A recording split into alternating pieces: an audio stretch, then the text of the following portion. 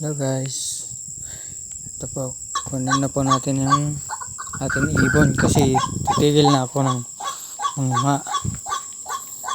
Then ito po yung nakuha ko ngayon gabi. Nilagay ko lang dyan sa jug kasi para hindi mawala. Ayan.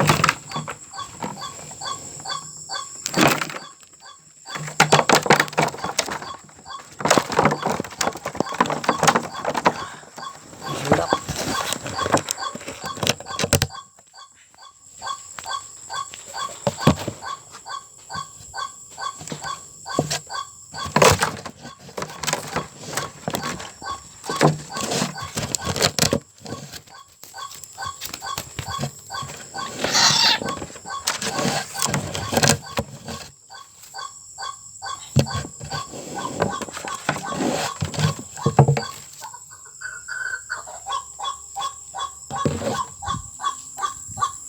At ito po, 4 po yung nakuha ko na ibon ngayon.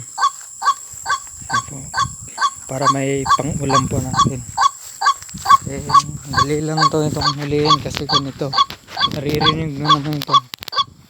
Umupya lang ako ng boses nila. Tapos, ito na ang ginagamit ko.